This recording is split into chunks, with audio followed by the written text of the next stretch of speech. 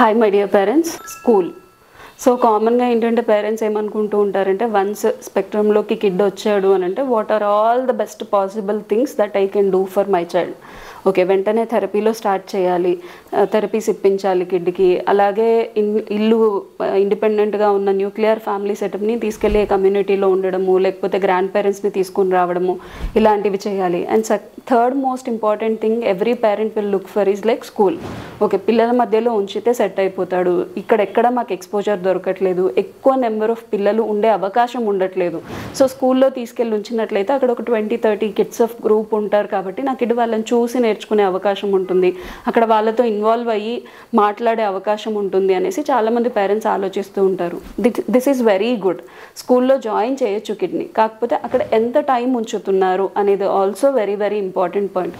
So చాలామంది parents ఈ జర్నీలో అర్థం చేసుకోవాల్సిన విషయం ఏంటంటే స్కూల్ని బేస్ చేసుకొని థెరపీ స్కెడ్యూల్ని ప్లాన్ చేసుకోవడం, స్కూల్ని బేస్ చేసుకొని ఇంట్లో మీ వర్క్స్ని ప్లాన్ చేసుకోవడం అనేది చేస్తూ ఉంటారు. But this is very wrong. ఇక్కడ మీరు అర్థం చేసుకోవాల్సింది ఏంటంటే కిడ్ జర్నీలో what is the primary thing is that therapy.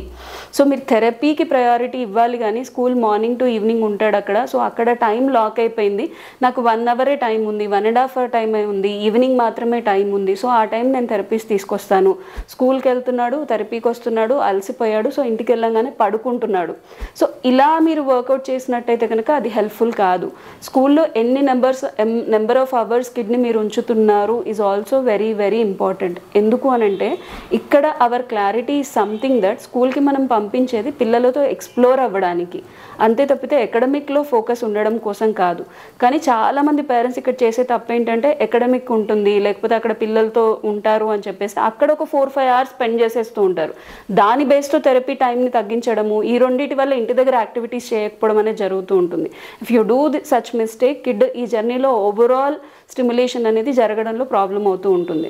So please focus on the therapies instead of the school timing, expanding it to 4 to 5 hours. Thank you.